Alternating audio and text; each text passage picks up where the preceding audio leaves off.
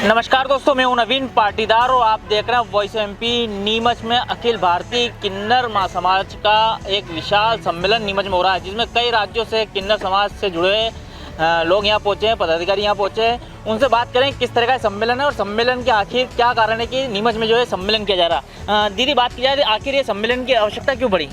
देखिए, सम्मेलन की आवश्यकता ये जो है नीमच शहर के जितने भी रहवासी लोग हैं उन सभी के लिए दुआ प्रार्थना हवन पूजा के लिए सम्मेलन और ये हर एक शहर में होता है। और इसका आयोजन इस वर्ष जो है नीमच शहर में क्या नीमच शहर की जनता के लिए पूरे हर एक राज्य से लोग यहाँ पर एक दो लोग इकट्ठे होते हैं, पूजा पाठ होती है, मंदिरों पे घंटे चढ़ाए जाते हैं, जुलूस निकाले जाते हैं, नाच गाना खुशी मनाई जाती है। और इसका मेन उद्देश्य यही होता है कि जो भी हमारी भारत की धर्म प्रेमी जनताएं हैं उनके भले के लिए, उनकी औलादों के लिए कि वो खुश रहें, तंदुरुस्त रहें और फले फूले उनके लिए दुआएं की जाती हैं। क्या ये प्रतिवर्ष होता है या फिर एक लंबा वक्त निकालने के बाद जो है आप राज्यों में जो इस तरह के सम्मेलन करते हैं? ये ऐसा कोई सुनिश्चित नहीं है कि प्रतिवर्ष किया जाए या लंबे। जिस शहर के वासी किन्नर समाज का अंग जो जहाँ रहता है उनकी क्षमता के अनुसार होता है कि जब जिसकी क्षमता होती है वो करना चाहता है तो वो अपने हिसाब से करता है। अगर बात की जाए तो किन्नर समाज की वास्तविक परिभाषा किसी को ज्ञात नहीं है, तो क्या मानते हैं आपको इसकी जागरूकता को लेकर कोई अभियान जो स्थानीय सरकारों को चलाना चाहिए? देखिए, किन्नर समाज की जहाँ तक अभी तक की बात है, अभी का ज़माना, तो किन्नर समाज की जो परिभाषा है वो सभी को व्यक्त ही है। किन्नर समाज की अगर सही परिभाषा है तो भगवान के बाद जो पूजनीय नाम आता है वो किन्नर, क्योंकि सभी को ये चीज़ पता ही है कि राजा राम के आशीर्वाद से किन्नरों को इतना सत्य दिया गया है कि उनकी बोली जो है वो सच हो जाती है।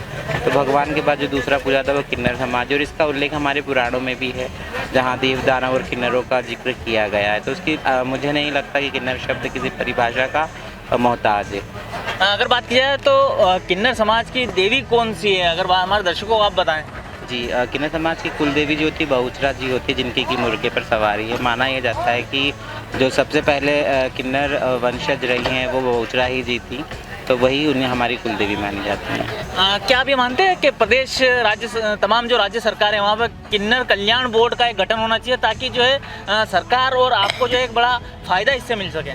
जी, बिल्कुल मानते हैं कि ये गठन होना चाहिए और उस गठन के अंदर जो गठित की गई एजेंसी में किन्नरों को भी लिया जाना चाहिए ताकि किन्नर कल्याण के लिए, क्योंकि जिसकी भूख है वही बता सकता है कि किस कदर की भूख है, तो किन्नर ही बता सकता है कि उन्हें किन चीज़ों की आवश्यकता है। तो बाकायदा इन चीज़ों का गठन होना चाहिए, लेकिन सबसे बड़ी चीज़ है कि उनका किन्नरों का उनमें होना बहुत ज़्यादा ज़रूरी है ताकि जो है सरकार की, क्योंकि सरकार की अभी तो मेल फीमेल की बात करें तो उन्हीं को योजनाओं का लाभ नहीं मिलता है। तो अगर किन्नर के लिए गठन हो भी जाता है और उसके अंदर कोई किन्नर अगर नहीं होता है तो मुझे नहीं लगता कि उसका लाभ किन्नर समाज को मिल पाएगा।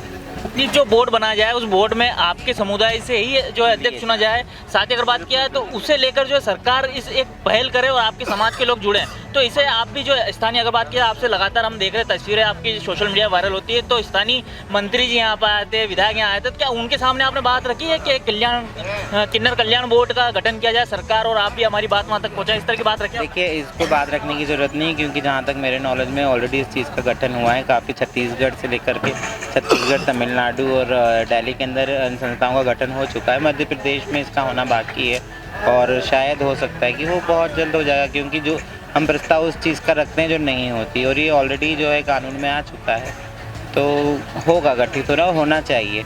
बस मुद्दा यही है कि वो हमारी समाज के, ताकि हम सीधे एक कांटेक्ट हो सके गवर्नमेंट से, तो उसका गठन होना चाहिए।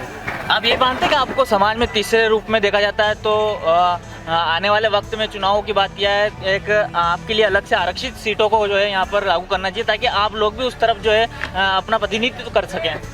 देखिए, जहाँ तक बात हो रही है, हम समानता की बात करते हैं कि समाज हमें समानता से अपना स्वीकार, अगर अलग से कोई चीज़ ढूंढेंगे तो हम वैसे ही समाज से अलग हो गए ना।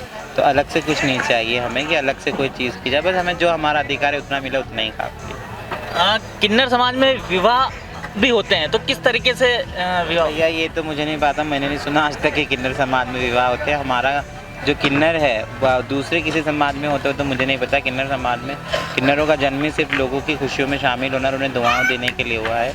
तो ये विवाह जैसा कोई शब्द तो मेरे नॉलेज से बाहर है। आप मुझे बता रहे, शायद आपको ज़्यादा पता हो। दीदी अगर बात की जाए तो आखिर किन्नर समाज खुशियों में ही क्यों शामिल होता है, मातम में क्यों नहीं शामिल जी होता? नहीं है, आपकी गलतफहमी। किन्नर समाज खुश और गम दोनों चीज़ों में शामिल होते हैं, सभी में शामिल होते हैं। जो हमारे नीमचवासी हैं वो सभी जानते हैं कि किन्नर खुशियों में भी शामिल होते हैं और दुखों में, क्योंकि दुखों के बाद ही खुशियाँ आती हैं। जब हम उनके दुखों में शामिल होते हैं तभी हमें पता चलता है उनकी परेशानियाँ क्या है, और उन्हीं के लिए हम दुआ करते हैं और तभी खुशियाँ आती है ना।